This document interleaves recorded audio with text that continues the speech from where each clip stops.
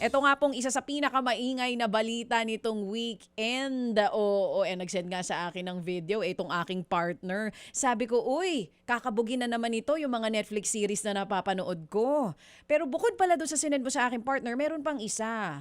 No? Yung kasama naman ni Senator Alan, yung kanyang ate, na nag-Facebook live din po silang dalawa. At medyo marami-rami po yung mga naging pahayag ni Senator Alan Peter Cayetano na hopefully isa-isa po nating mapasagot mismo kay Senator Ping Lacson.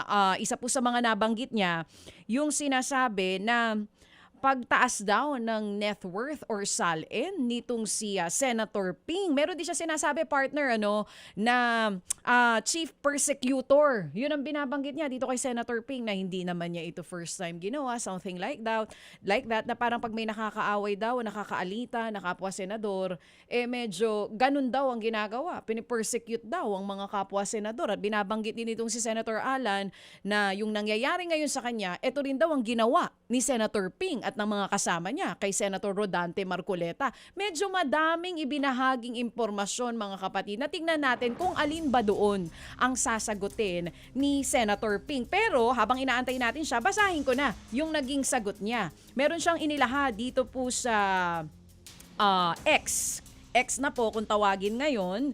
Ipinost niya po ito sa kanyang X account. Ang sabi po dito ni Senator Ping Lacson, "Let me correct Senator Alan Cayetano's latest live selling on Facebook using wild insinuations and black propaganda against me.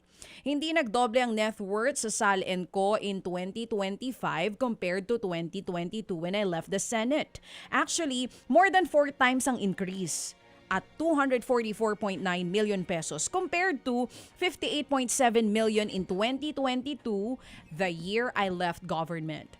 Whatever money I have, I definitely earn legitimately through some real estate deals and other legitimate businesses with 2 other business partners as a private individual, and I paid 10.5 million pesos and 2.8 million pesos respectively as reflected in my ITRs. Unlike Senator Cayetano with 6.79 billion in budget insertions under the 2025 GAA.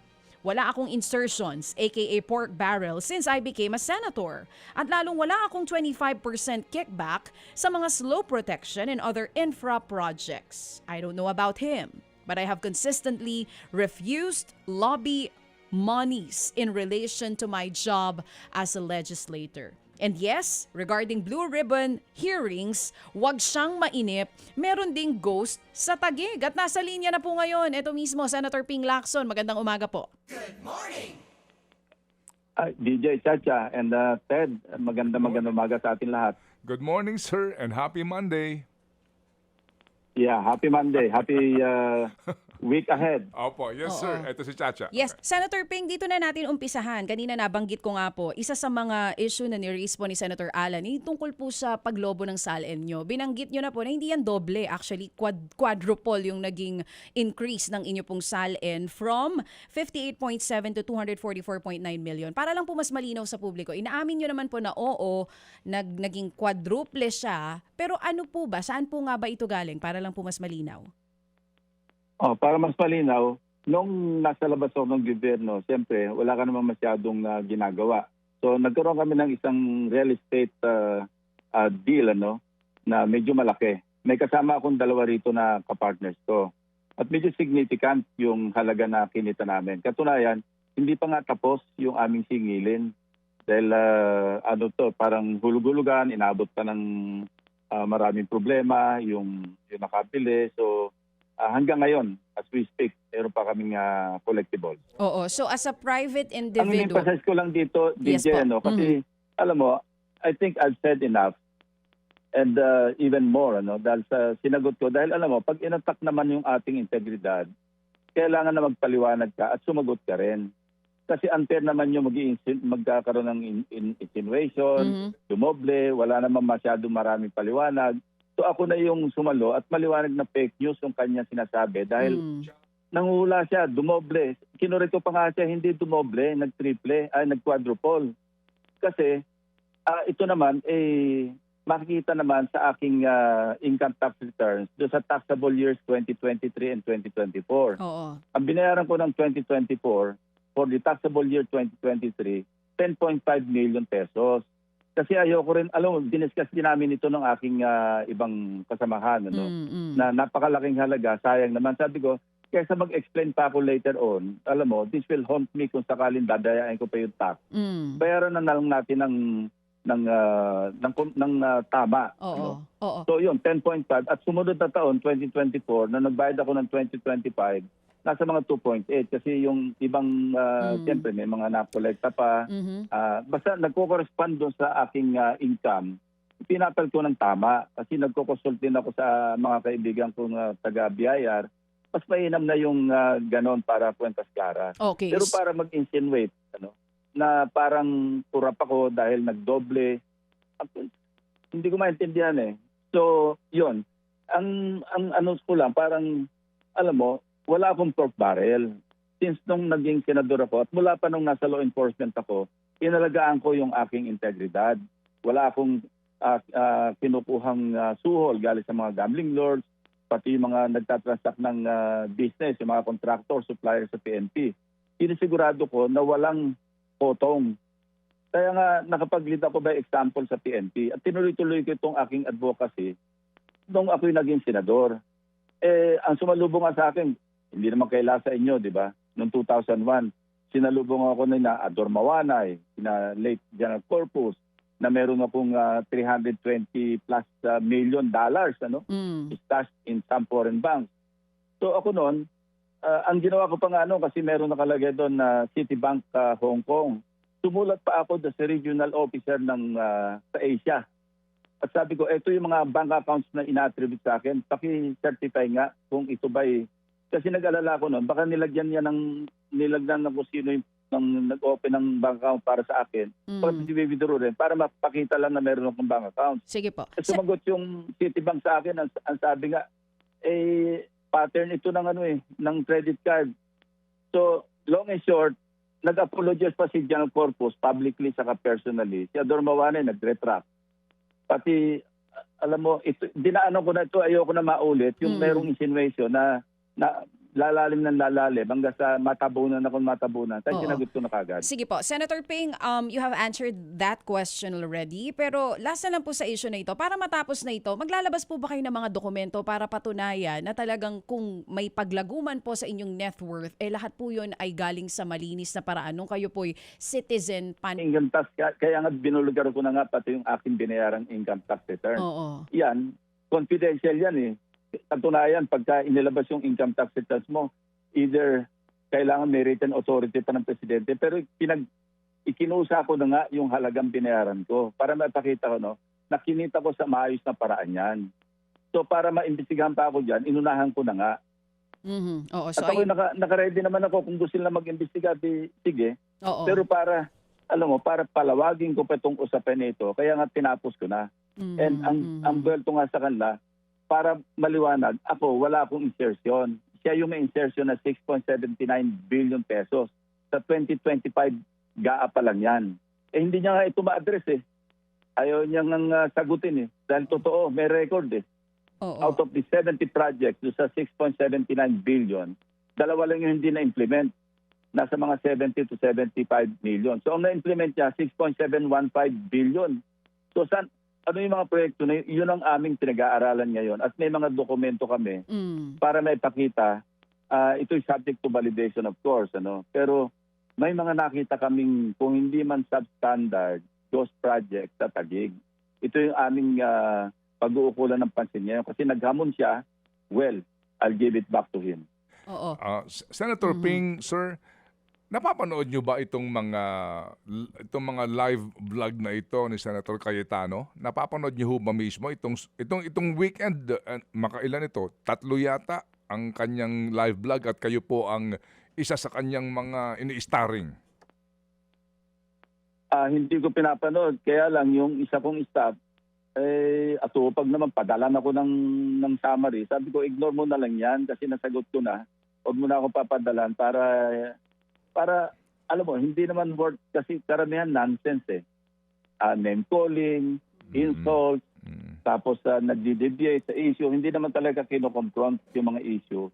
At siya, walang ginawa lang kundi mang insulto. At kung ano-ano sinasabi, walang sense eh. So from here on, sabi ko sa staff ko, ignore mo na lang niya, huwag mo na lang akong padalhan. Opo. Kasi sa mga nakakapanood sa kanya, kaya nga po napakainam din na nandidiyan kayo, paano po dapat ito tangkilikin ng mga nakakapanood sa kanya, either supporter niya or hindi man, yung mga sinasabi, halimbawa, na kayo ay pakawala ng Malacanang, na si Senator Erwin Tulfo, attack dog ninyo. Alam niyo ho, yung masakit mang pakinggan, nakakairita, pero hindi ho ba bilang isang senador, public official, kami po ay obligado magtanong sa inyo ngayon, paano namin po ito dapat tanggapin ng mga nakakapanood rin dito po sa kanya mga sinasabing ito? Wala naman kasi pinagugutan, Ted eh. Alam naman natin na puro salita lang ito na walang basihan. Alam mo, pakawala ng Malacanang, ako nga nagbulgar doon, kinakayangan, nag-resign ito sinabunuan, kung sino-sino, amin na pangandam. Sa akin nga nanggaling yun eh. Kung pakawala ako ng Malacanang, bakit dapat pinili? Tapos, iintrigahin niya pa yung lahat daw hindi ko naman nakaaway si Senator Chis Escudero. Hindi ko naman nakaaway si Senator Villanueva. Hindi ko nakaaway si Senator Tulfo. Pero tuturo niya, nag-iintriga siya para pag-away-awayin kami. So ayoko na nga siyang patulan kasi nga lumalawak yung usapin, naliligaw tayo o napapalayo tayo sa mga tunay na issues. Yung flood control, tutuloy yan. Nag-uusap kami ni Senator Tulfo, siya yung chairman ngayon, at ibibigay ko sa kanya yung mga dokumento at kung sino man yung mga resource person na pwedeng imbitahin. Ito lang issue ng flood control. Nabanggit niya na naman na kapag daw ho papunta na sa Malacanang yung issue, lumilihis na. May sinasabi siyang Bersamin file. Ano po, yung mga ganun po na mga kumbaga nahinto yung inyong investigasyon during that time na kayo po ang chairman. Nung ika niya, papunta na ho sa Malacanang, ang tinutumbok po ng ang issue. Again, Ted, hindi totoo yan. Alam mo, kaya nasuspend yung hearings doon. Inintay kong makumpleto yung signatures doon sa aking partial committee report. Kasi kung nakumpleto yun, i-report out ko sa floor, sponsoran ko, didebate namin, at kung ma-adapt yun, tuloy-tuloy i-resume parang phase 2. Kasi natapos na yung phase 1, napakarami, natambakan na kami ng mga information, marami nang napailan ng kaso. Kaya ang ginawa ko nga, kahit na i-report ko sa floor, pinadala ko na lamang sa ombudsman.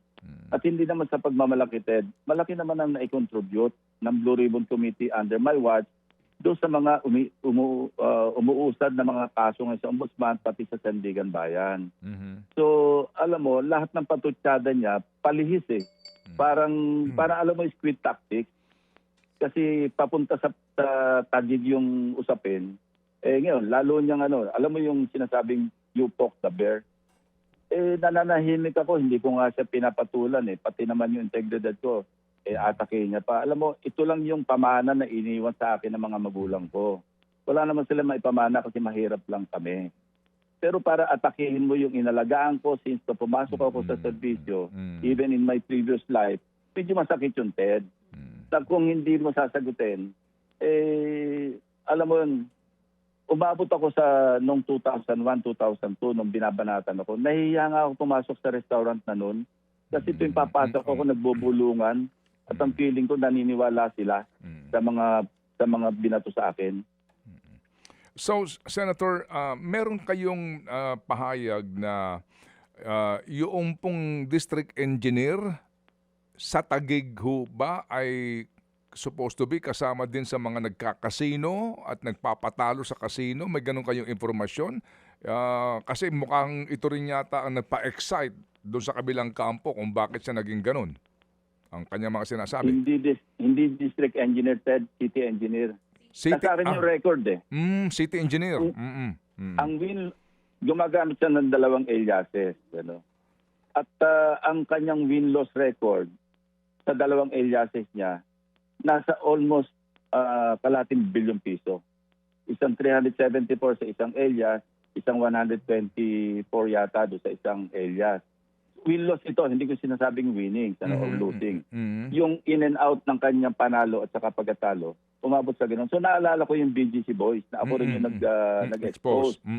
So kung ang city engineer, ganun kalakas magsugal sa casino, ano to, hindi alam ng pamunuan, ng lokal na pamahalaan, na ganong karangya ang city engineer mo.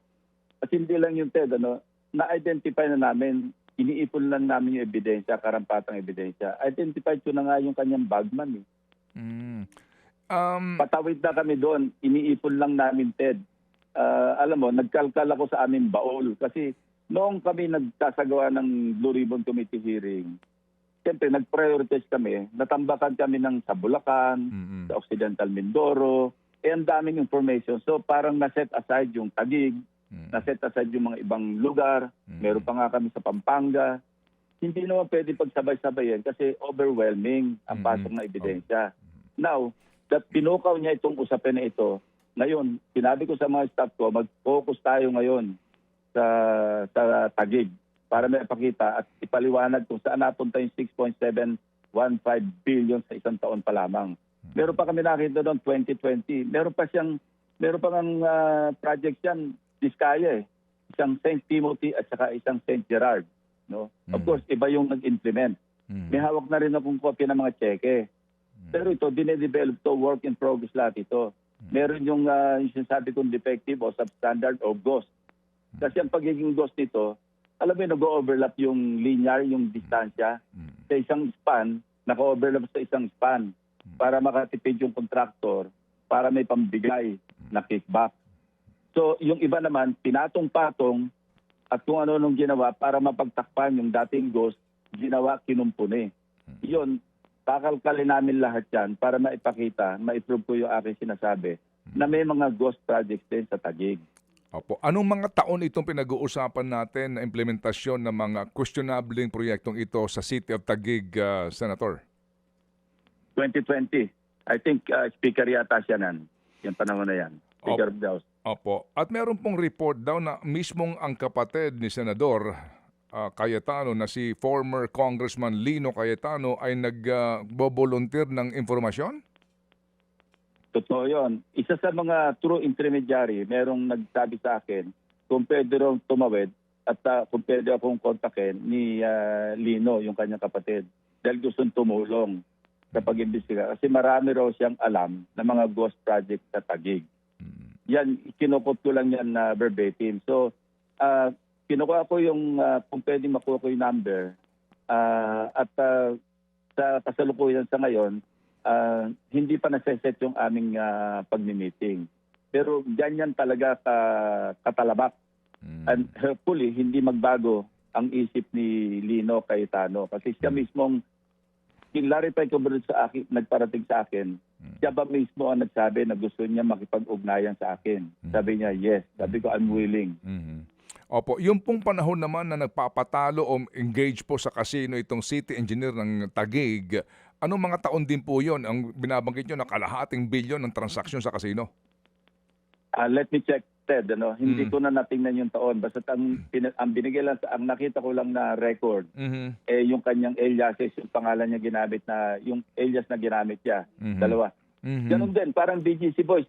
Meron siyang, kung hindi SS, driver's license. You can just imagine kung paano kakurap din tong gobyerno. Paano ka makakakuha ng driver's license sa ibang pangalan? Samantalang picture niya yung nandoon. Para rin BGC Boys, di ba? Paano sila nakakuha ng ganyan? So, patindi talaga yung anomalya sa mga ahensya natin.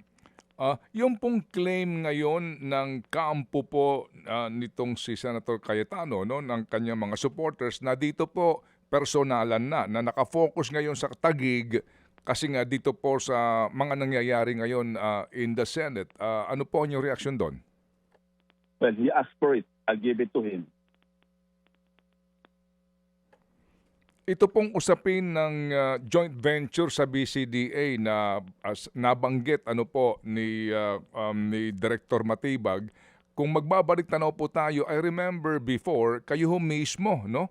When you were a sitting senator during that time na may question dito at si Senator Frank Drilon din ay nagsabi nga na ito'y dapat imbestigahan. Dati pa meron ng mga binabanggit against you si Senator Cayetano during that time that he was Speaker of the House. Do you remember that?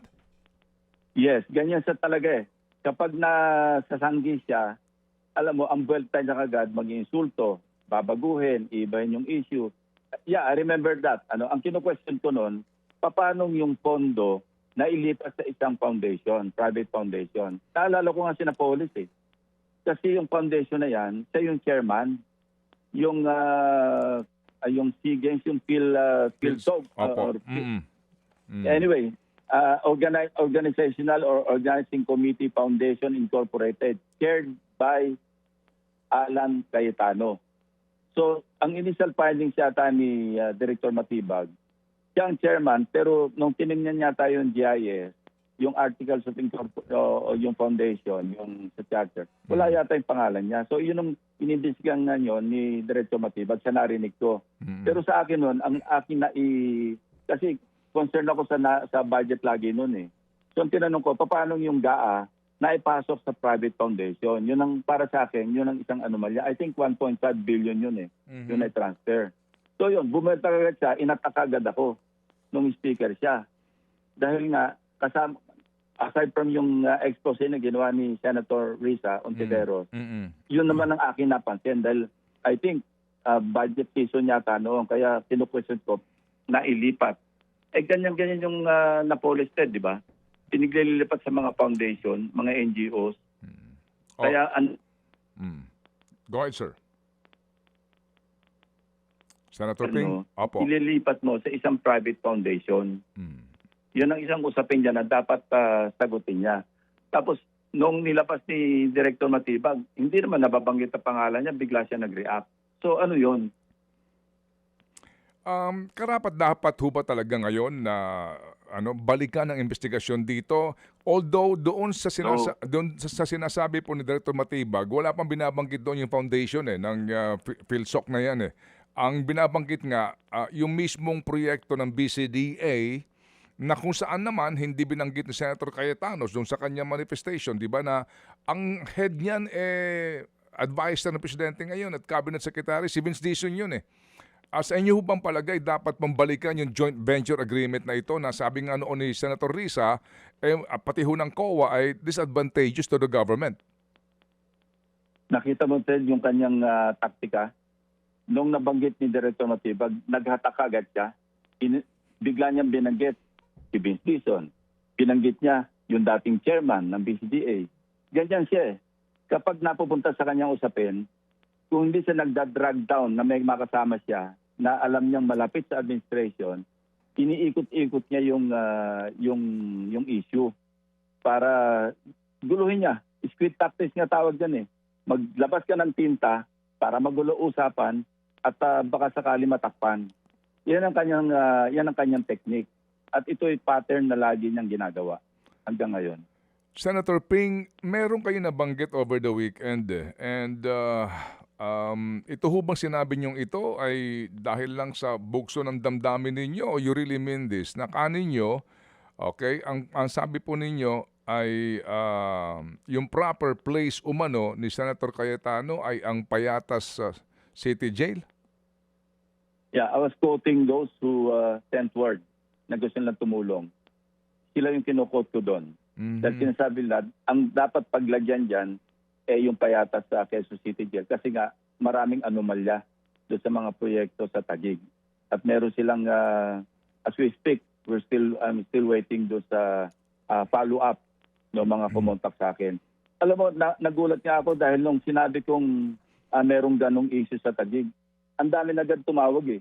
Either through intermediaries or directly, nag-express sila ng kanilang intention o parang willingness na tumulong para talagang yun ang kanilang nasa isipan. So it did not originally come from me. Kinukot ko lang yung kanilang salita para makulong na yan.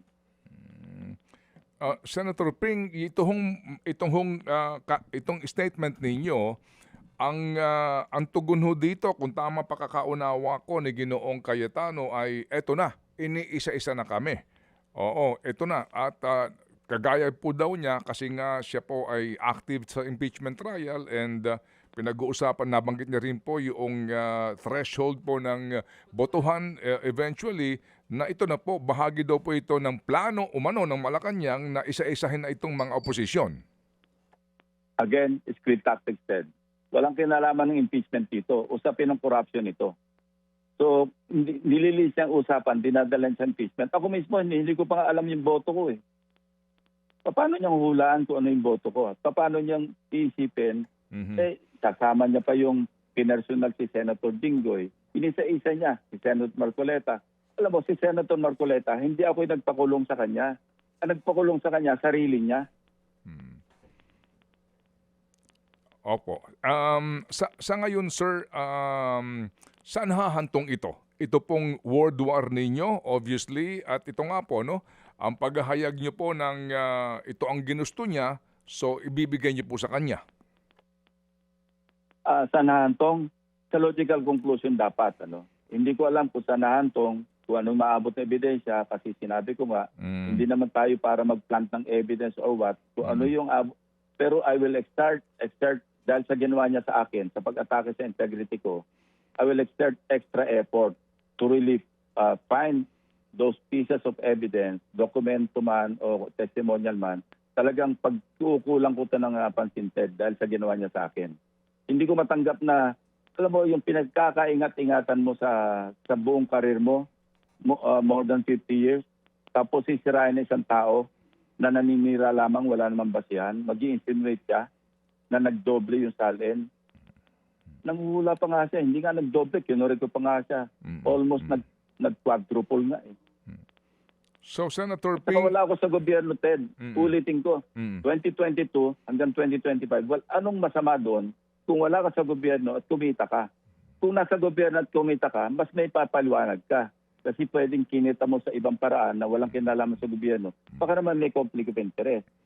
Alam mo, Ted, diyan ako maingat na maingat. Maski nga yung mga lobby money. Hindi ko yan, alam mo, pag merong applicant ng franchise at ako'y member ng public services sa Senate, sumusulat nga ako, meron akong pro forma letter para maliwanag.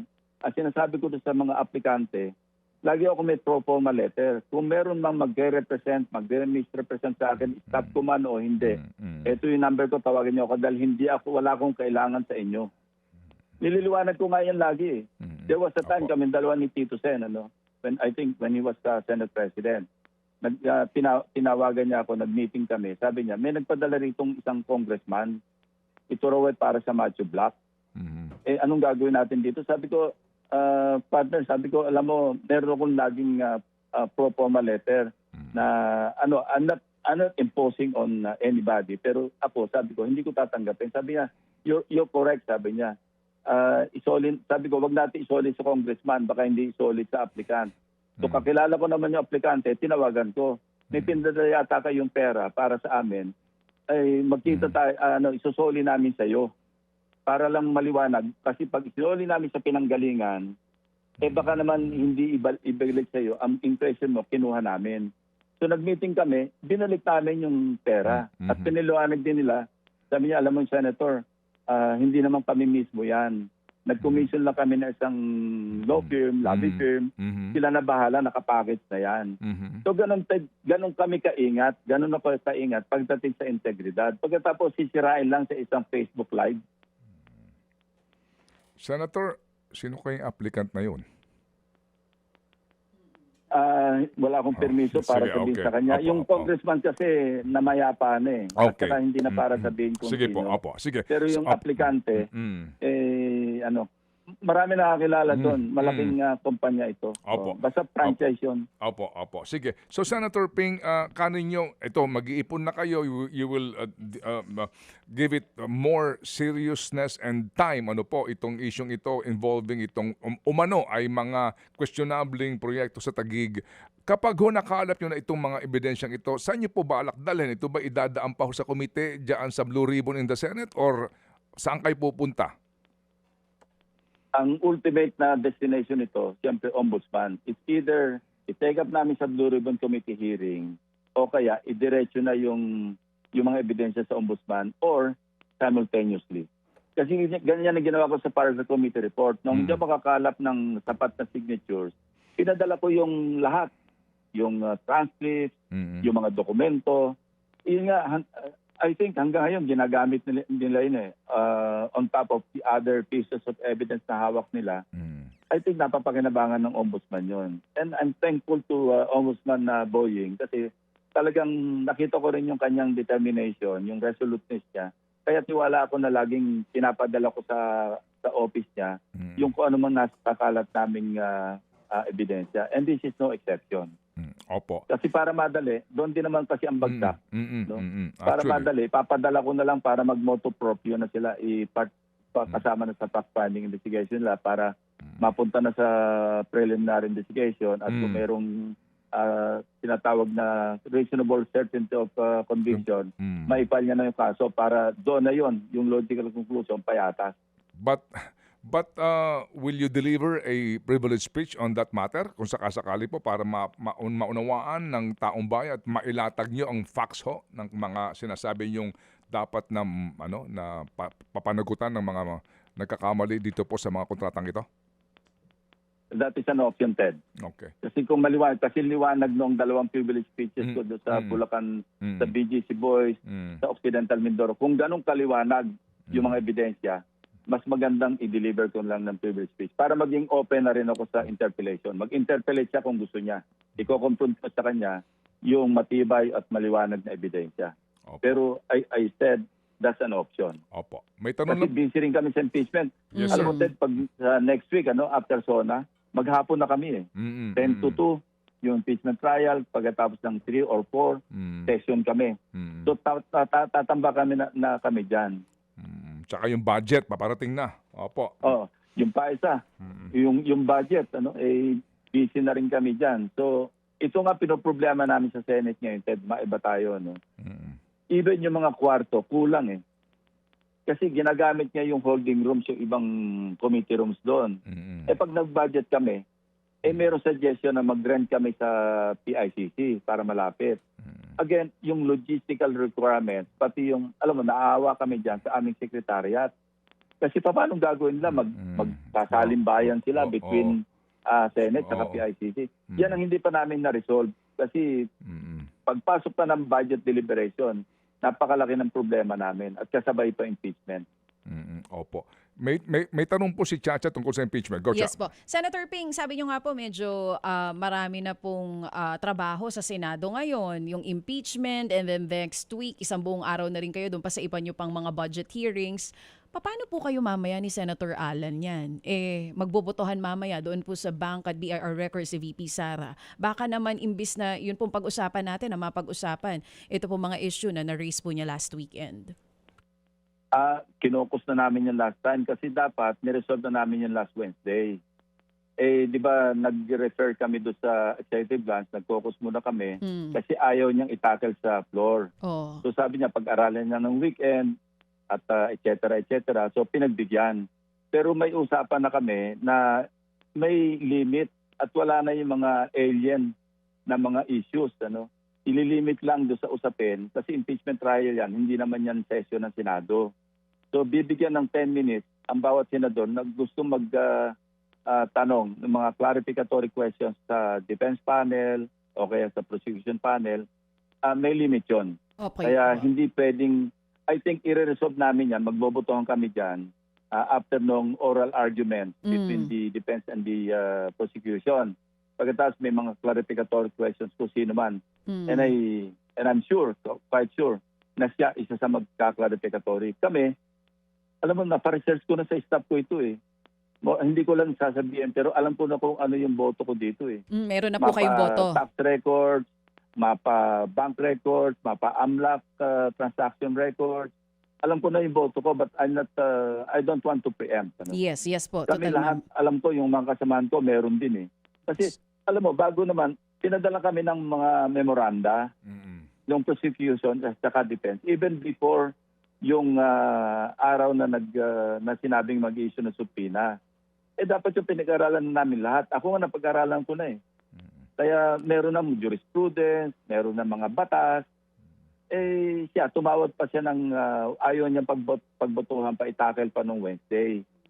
Pagbigyan daw siya ng weekend. So, alam mo, very liberal naman si presiding officer, pati yung aming Senate President.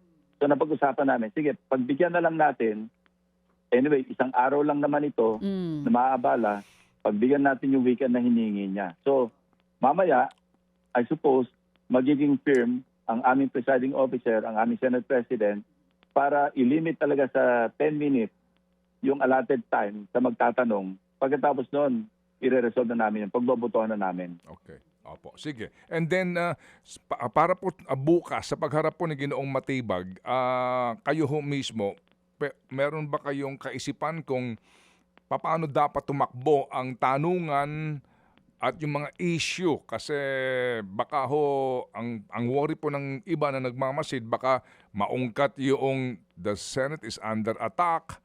Alam niyo ho yung mga ibang mga ito hong issue po ng BCDA investigation, etc. Na-discuss namin yan sa group chat namin yan, yung sa amin sa majority group, majority block. Meron kaming 2 minutes, bawat isang senador, para magtanong.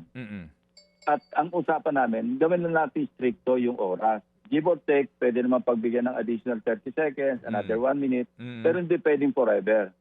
Kasi delayed na, masyadong 2 witnesses pa lang yung napapaharap namin, nakailan linggo na kami.